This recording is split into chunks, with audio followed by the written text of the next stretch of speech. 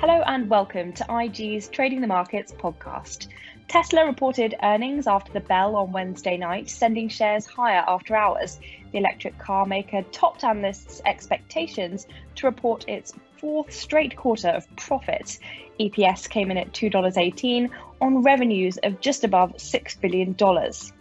Joining me to discuss the stock is Will Rhind. He's the founder and CEO at GraniteShares. Will, great to speak to you. Let's get your first take on the numbers. Well, this quarter, this Q2 quarter for Tesla was pretty crazy. Remember that this is in the middle of a global pandemic. The Fremont factory in California was closed for a few weeks, and obviously a lot of drama that came on the reopening of it. So despite all these headwinds, Tesla posted another profit. And that's pretty crazy given the surrounding environment. So my main takeaway is that this is now the fourth quarter of profit for Tesla, and that's a crucial indicator for their potential inclusion into the S&P 500 index, the US sort of flagship large cap index. Yeah, so there's been quite a lot of talk about the fact that the stock is now potentially eligible to join the S&P 500. How significant is this for Tesla, and what would it mean for the company? Well, what it really means is, as you know, today, Victoria, the proliferation of index funds, passive investments, but also large cap strategies means that a lot of investors are benchmarked to this index. So typically what it means is if they were to be included in the S&P, then you would have a tsunami of buying from passive funds all around the world that are benchmarked to the S&P 500. So all things being equal, history has shown that being included into the S&P gives a lift to the stock price. Yeah, that's interesting because that's not necessarily something that Tesla needs, although of course, every stock wants to have a higher share price, but this is a stock that's gained more than 500% over the last 12 months, and it's doubled in the past 3 months alone. I mean, Yep. What's your kind of take on this incredible run, and what's your outlook for the shares? Yeah, so if you think about what's happened this year, you're absolutely right. This is a stock that's quadrupled this year in the midst of a global pandemic. This is a company that's now worth $295 billion. And to put that in perspective, that's more than the largest car maker in the world, which is Toyota.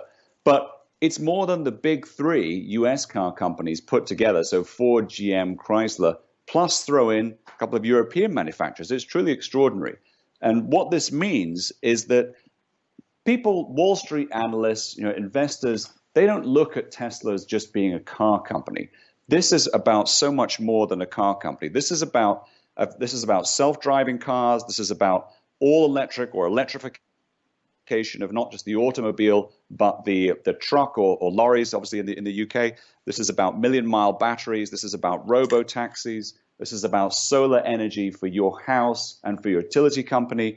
This is about really a sort of a multi-dimensional thing, but a sort of much bigger story than just automobiles. But it's an incredibly polarizing stock because of that. And it's probably the best example, I would think, or I'd say, of a US mega tech stock that polarizes opinion, both on the upside, people believe in the dream, and on the short side. We've seen very famous US hedge fund managers, betting against a fall in the company's shares and going short. And those managers, have not been or not had success with that so far. But I think if you look at the GraniteShares 3 times short and 3 times long Tesla products, which are available on IG in the UK, we had investors betting 6-1 on the short side before the earnings calls. That was 6 more people, positioned short than long. Now, some of that could be hedging, of course, but I think sentiment-wise, there's still a lot of people that think that this stock is going to go down. Myself, I think my conclusion for Tesla is ultimately Tesla's about the founder. This is a founder-led company. Everybody knows the founder is Elon Musk. And I think the investment in Tesla is a bet either for or against the founder. And, so far, those that have bet against him, it's been a painful experience. That's the really interesting thing, I think. The fact you're saying this is an incredibly polarizing stock is probably a lot because Elon Musk himself is quite polarizing. And we know he's been very outspoken, and sometimes it gets him into major trouble with the SEC. And, that's prompted questions about what Tesla would be without him. I mean, do you think that the company could continue in the same way if it weren't for Musk? Is it a company that's overly dependent on its CEO? It's a fantastic question. We don't know. I mean, I think the only sort of analogy we could potentially point to would be Apple. When Steve Jobs left and Tim Cook took over, and there were obviously a lot of doomsayers then saying that Apple would fall to pieces and would never be the same company again. And perhaps in spirit, it never would be or never will be the same company again. But I think Apple's shown that it's more resilient than just one man, and it has gone on since then. So I think there's an argument to say that the company does have resilience, but I think with Tesla, the ambition is just so huge. I mean, I read a really interesting thing talking about the 300 billion milestone, meaning market cap, and looking back to when Apple was a $300 billion company for the first time. And even when Amazon was a $300 billion company for the first time.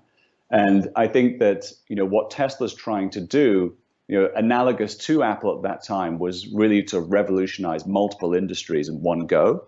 And, for that, I really feel that the company would not be valued the way it is if it wasn't for Elon Musk at the helm.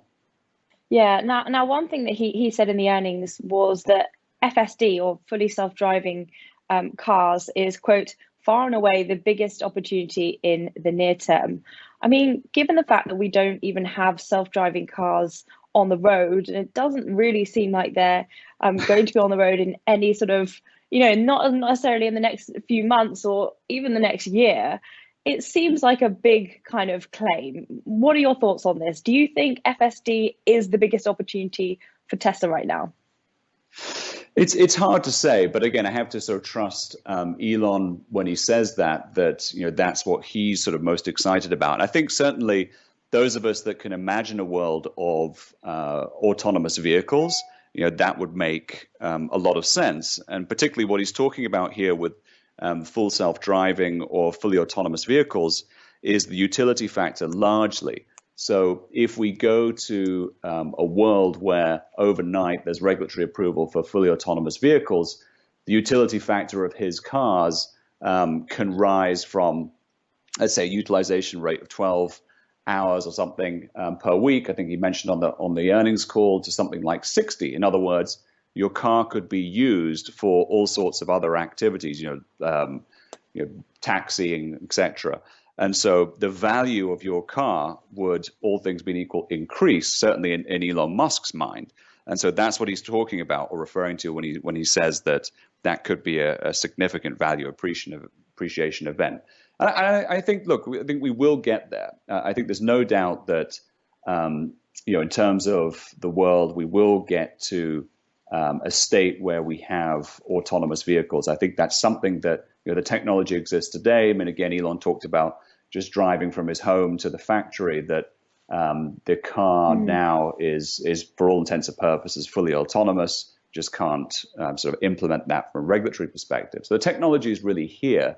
I think it's just a question of the regulatory side and really, kind of letting that or embracing that as a society. All right, Will. Sadly, we've run out of time, but thank you so much for your answers. Thank you so much, Victoria. Pleasure to talk to you. We'll speak to you soon. Thank you. That was Will Rhind, founder and CEO at GraniteShares. I'm Victoria Scholar, and thank you so much for listening to IG's Trading the Markets podcast. And don't forget to subscribe at the bottom.